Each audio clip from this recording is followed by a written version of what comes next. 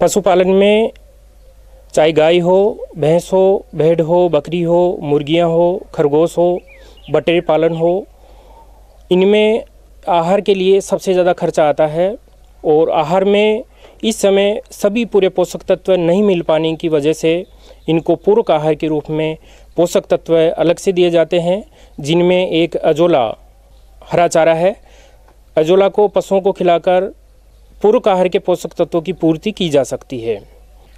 Azolla सूखे के आधार पर अजोला में 25 से 30% प्रोटीन की मात्रा पाई जाती है, 10 से 15% खनिज तत्वों की मात्रा पाई जाती है, 7 से 10% एमिनो एसिड्स की मात्रा पाई जाती है, 2% विटामिन्स की मात्रा पाई जाती है और सभी तरह के विटामिन्स पाए जाते हैं। अजोला उत्पादन तकनीक के लिए कच्ची और पक्की दोनों तरह की क्यारी किसान भाई अपने घर पे बना सकते हैं। पक्की क्यारी का निर्माण 1 फीट ऊंचा और ज़मीन के ऊपर होता है, उसमें जल निकास आसानी से हो जाता है। इसकी जो आदर्श साइज है वो 20 फीट लंबी, 3 फीट चौड़ी और 1 फीट गहरी होती है। पशुपालक भाई अगर अपने बगीचों में भी लगाना चाहते हैं तो उसमें आधा फीट गहराई पर प्लास्टिक की सीट बिछाकर अजोला की क्यारी का निर्माण कर सकते हैं। इसमें वातावरण का बहुत प्रभाव पड़ता है। क्यारी को बनाते समय ध्यान दें कि 35 डिग्री से ऊपर तापमान नहीं जाए। अगर इस तरह का होता है तो आप 50% ग्रीन नेट शेड का आप उपयोग कर सकते हैं, या आप बगीचों के अंदर जहाँ छायादार स्थान पर भी आप लगा सकते हैं। तो 35 डिग्री के ऊपर तापमान जाते ही अजोला जलने लगता है, तो आप इस प्रकार से बचाव कर सकते हैं। सबसे पहले जब क्यारी का निर्माण हो जाता है तो पेंदे में 2 इंच तक मिट्टी बिछाई जाती है, जो कि उपजाऊ मिट्टी हो और नमी की जगह की नहीं हो, जहाँ पर एल्गी नहीं हो, इस तरह की मिट्टी काम में ली जाती है। उसको 8 से 10 इंच क्यारी को पानी से भर देते हैं। पानी से भरने के बाद में उस क्यारी में 10 से 15 किलो ताज़ा गोबर का घोल बनाते हैं और घोल उस क्यारी में डाल देते हैं। किसान भाइयों, अजोला की खेती में इसकी उन्नतशील किस्मों का चुनाव करना बहुत जरूरी होता है। इसका अधिक उत्पादन लेने वाली किस्में हैं अजोला पिनेटा, केरोलियन, माइक्रोफिला इत्यादि।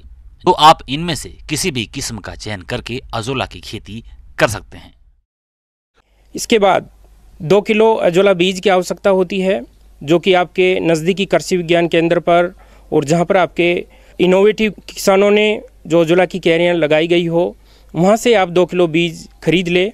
और एक क्यारी के लिए 2 किलो बीज पर्याप्त होता है। वो बीज आप क्यारी पर डाल दें और क्यारी में डालने के बाद में आप उससे हाथ से थपकी लगाकर उसको जड़ों को नीचे करें।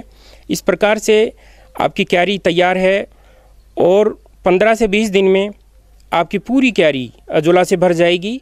इसके बाद आप 20-22 दिन बाद से 1 से 2 किलो अजोला आप रोजाना का निकाल सकते हैं।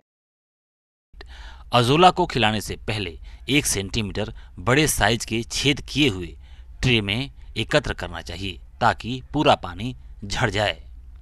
ट्रे को एक बाल्टी के ऊपर रखकर पानी से अच्छे से धोना चाहिए, ताकि गोबर की गंध निकल जाए।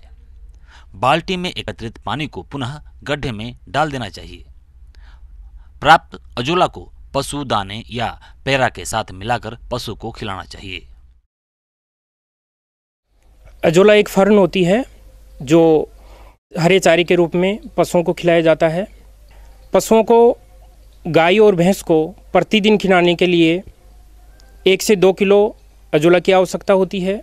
भेड़ बकरी को 500 ग्राम तक रोजाना का दिया जाता है और खरगोश और मुर्गियों को रोजाना का प्रति नंग 100 ग्राम के आसपास दिया जाता है।